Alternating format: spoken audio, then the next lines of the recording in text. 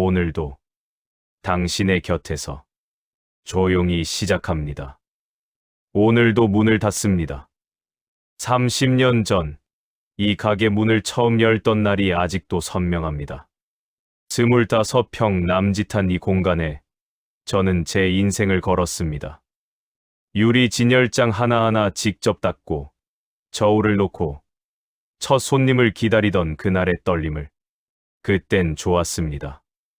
젊은 부부가 손 맞잡고 와서 결혼반지를 고르고 환갑을 맞은 어르신이 금부치를 내놓으며 손주 학비를 마련하고 대학 합격한 딸에게 금목걸이를 사주러 온 아버지의 웃음. 이 작은 가게는 누군가의 약속이었고 누군가의 희망이었습니다. 그런데 언젠가부터 금값이 오르기 시작했습니다. 처음엔 반가웠습니다. 장사가 잘 되겠거니 했죠. 그런데 이상했습니다. 금값은 치솟는데 사람들은 오지 않았습니다. 아니, 정확히는 사러 오는 사람은 없고 팔러 오는 사람만 늘었습니다. 사장님, 이거 얼마 쳐주세요. 떨리는 손으로 내미는 금반지, 금목걸이. 그 안에 담긴 사연까지 함께 저울에 올려지는 것 같아 마음이 무겁습니다. 임대료는 해마다 올랐습니다. 카드 수수료, 세금, 전기료.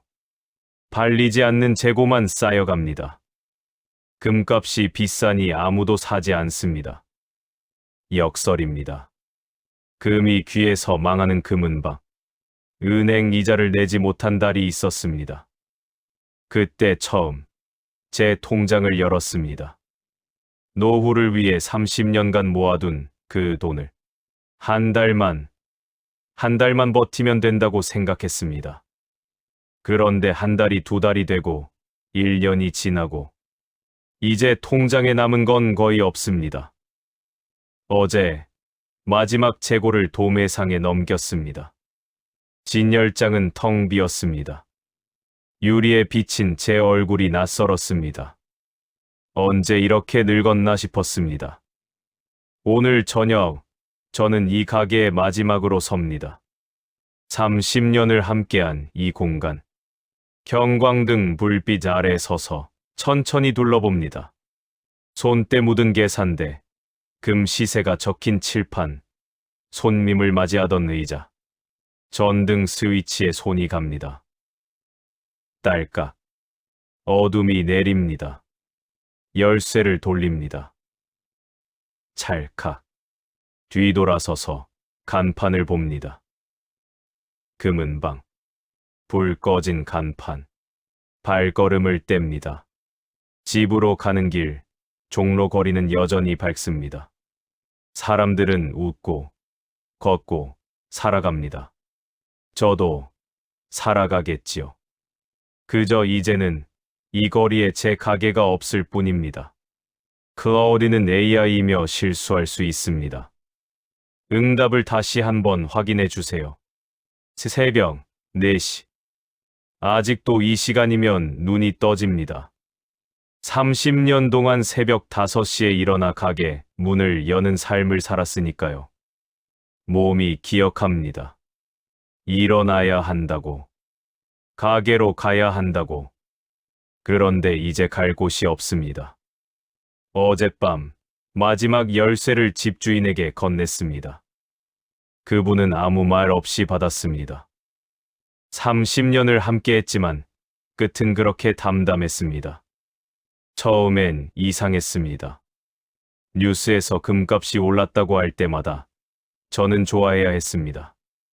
금은방 주인이니까요. 그런데 이상하게도 금값이 오를수록 가게는 조용해졌습니다. 사장님, 요즘 금이 너무 비싸서. 손님들은 진열장만 보다 돌아갔습니다. 결혼반지를 사러 온 젊은 커플도, 돌반지를 맞추러 온 부모님도 다들 한숨만 쉬고 나갔습니다. 금 한 돈이 10만 원을 넘던 날, 저는 진열장을 바라보며 생각했습니다. 내가 뭘 파는 걸까? 금입니까? 아니면 꿈입니까? 예전엔 금이 꿈이었습니다. 결혼의 약속, 환갑의 축하, 합격의 기쁨. 그 모든 것이 이 작은 금부치 안에 담겨 있었습니다. 그런데 이젠 금이 너무 비싸서 아무도 꿈을 살 수 없게 되었습니다. 역설입니다. 제 자산은 늘었습니다. 재고로 쌓인 금의 가치는 매일 올랐습니다. 장부상으로는 부자가 되어가는 중이었습니다. 그런데 장사는 죽어갔습니다. 월세 고지서가 올 때마다 저는 심장이 내려앉는 걸 느꼈습니다. 400만 원, 500만 원, 600만 원. 임대료는 해마다, 아니 계약갱신 때마다 올랐습니다. 집주인은 말했습니다. 종로 한복판인데 이 정도면 싼 거예요. 맞습니다. 싼 겁니다. 다른 가게들은 1,000만 원도 넘게 냅니다. 그런데 저는 이 돈을 낼 수가 없었습니다. 손님이 없었으니까요. 은행 대출 이자도 있었습니다. 카드 수수료도 냈습니다. 전기료, 세금, 관리비. 모든 것이 올랐는데 매출은 떨어졌습니다. 처음 1년은 버텼습니다. 곧 나아지겠지. 두 번째 해에도 참았습니다. 조금만 더. 세 번째 해, 저는 통장을 열었습니다. 노후 자금. 30년간 한 푼 두 푼 모은 그 돈. 아내와 단둘이 여행이라도 가려고 아껴둔 돈. 손주들 용돈이라도 두둑이 쥐어주려고 모아둔 돈. 그날 은행 창구에 앉아서 적금을 해지했습니다. 손이 떨렸습니다. 도장을 찍는데 눈물이 날 것 같았습니다. 아니, 울고 싶었습니다. 그런데 울 수가 없었습니다. 은행 직원이 보고 있었으니까요. 사업이 어려우신가 봐요. 젊은 직원이 조심스럽게 말했습니다. 저는 웃었습니다. 아니에요. 괜찮아요. 거짓말이었습니다. 집에 돌아와서도 아내에게 말하지 못했습니다. 오늘 장사 어땠어? 응, 그냥 그래. 매일 그렇게 대답했습니다. 그냥 그렇다고. 괜찮다고. 아내는 알았을까요? 제가 매일 밤 화장실에 앉아서 한숨 쉬던 것을, 통장 정리하며 계산기 두드리던 것을, 새벽에 깨서 천장만 보던 것을 아마 알았을 겁니다. 그런데 우리는 서로에게 묻지 않았습니다. 그게 서로를 위한 배려라고 생각했으니까요. 4년째 통장이 바닥났습니다. 더 이상 꺼낼 돈이 없었습니다. 재고로 쌓인 금을 팔까 생각했습니다. 그런데 그것마저 팔면 저는 진짜 아무것도 없는 사람이 됩니다. 빈 금은방. 금 없는 금은방. 그게 더 무서웠습니다. 그래서 버텼습니다.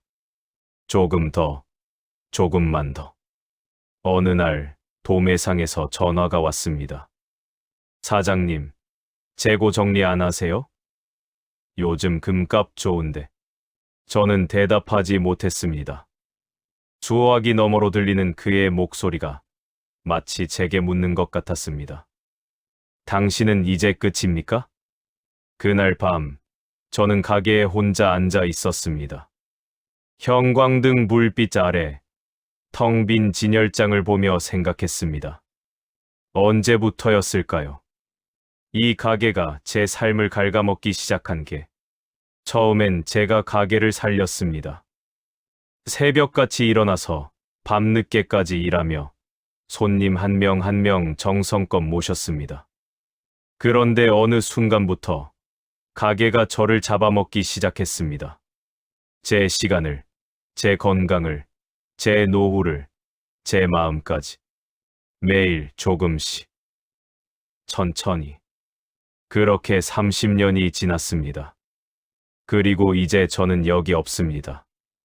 어젯밤 마지막으로 가게 문을 잠그고 나왔습니다. 불을 끄기 전 잠시 뒤돌아봤습니다. 30년을 함께한 공간.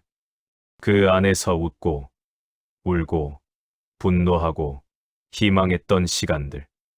이제 그 모든 것이 어둠 속으로 사라집니다. 스위치를 내렸습니다. 딸깍. 세상이 꺼졌습니다. 문을 잠갔습니다. 찰칵. 열쇠를 돌리는데 손이 떨렸습니다. 이번엔 다른 이유로. 이게 끝이구나. 정말 끝이구나. 집주인에게 열쇠를 건넸습니다. 그는 아무 말 없이 받았습니다. 수고 많으셨습니다. 그 말이 전부였습니다. 저는 고개를 숙였습니다. 네. 감사했습니다. 그리고 돌아섰습니다. 종로 거리는 여전히 밝았습니다. 늦은 밤인데도 사람들이 걷고, 웃고, 살아갑니다. 저도 걸었습니다. 그런데 이상했습니다. 발이 앞으로 나가지 않았습니다. 몇 걸음 가다가 저는 멈췄습니다. 뒤를 돌아봤습니다. 불 꺼진 제 가게가 보였습니다. 간판의 글씨가 희미하게 보였습니다. 금은방. 30년. 참 길었습니다. 그런데 지나고 보니 짧았습니다. 저는 다시 가게 앞으로 걸어갔습니다. 문 앞에 섰습니다. 유리문 너머로 텅 빈 가게가 보였습니다. 진열장도, 의자도, 계산대도 모두 그대로인데 아무것도 없습니다. 저는 유리에 손을 댔습니다. 차가웠습니다. 얼마나 서 있었을까요? 지나가던 사람이 저를 봤습니다. 이상한 눈으로. 저 노인은 왜 저기 서 있을까? 맞습니다. 왜 서 있을까요? 이미 끝났는데, 열쇠도 돌려줬는데, 저는 왜 아직도 여기 서 있을까요? 발이 떨어지지 않습니다. 집으로 가야 하는데, 아내가 기다리는데, 그런데 발이 움직이지 않습니다. 바람이 붑니다. 차갑습니다. 저는 코트깃을 세웁니다. 그리고 다시 유리문을 봅니다. 그 안에 비친 제 모습이 보입니다. 늙은 남자. 더 이상 주인이 아닌 사람. 더 이상 갈 곳이 없는 사람. 새벽 4시. 저는 아직도 여기 서 있습니다. 문 앞에. 종로 골목 깊숙한 곳. 이 자리에서 30년을 살았습니다. 아침이면 가장 먼저 가게 불을 켰습니다. 형광등 하나 켜지면 골목 전체가 깨어나는 것 같았습니다. 옆 가게 사장님도, 건너편 식당 주인도 하나둘 문을 열었습니다. 우리는 그렇게 하루를 시작했습니다. 손님들이 왔습니다. 사장님, 결혼 반지 좀 보여주세요. 젊은 남자가 여자 손을 잡고 들어왔습니다. 수줍게 웃으며 반지를 고르는 모습. 저는 그들에게 행복을 팔았습니다. 금이 아니라 약속을요. 사장님, 손주돌인데 금반지 하나 해줘요. 할머니가 주머니를 뒤적이며 돈을 꺼냈습니다. 구겨진 10,000원짜리 지폐들. 저는 정성껏 포장해드렸습니다. 금이 아니라 축복을요. 그때는 좋았습니다. 그런데 언젠가부터 뉴스가 달라졌습니다. 금값 또 올랐습니다. 앵커의 목소리는 밝았습니다. 좋은 소식인 것처럼. 저는 화면을 보며 가슴이 내려앉았습니다. 이건 희망이 아니었습니다. 사형 선고였습니다. 금값이 오를수록 손님은 줄었습니다. 요즘 금이 너무 비싸서. 진열장 앞에서 한참을 망설이다 돌아가는 사람들. 그들의 뒷모습이 점점 많아졌습니다. 재고는 쌓였습니다. 금 한 돈이 10만 원을 넘었습니다. 장부상으론 부자가 되는 중이었습니다. 그런데 숨이 막혔습니다. 팔리지 않는 금은 자산이 아니라 짐이었습니다. 월세 고지서가 왔습니다. 400에서 500, 500에서 600. 종로 한복판인데 이 정도면. 집주인의 말을 들으며 고개를 끄덕였습니다. 맞습니다. 싼 겁니다. 그런데 저는 낼 수가 없었습니다. 이자도, 세금도, 관리비도. 모든 것이 올랐는데 매출만 떨어졌습니다. 통장을 열었습니다. 30년 모은 돈을 한 달씩 꺼냈습니다. 조금만 더 버티면. 1년이 지났습니다. 2년, 3년. 버텼습니다.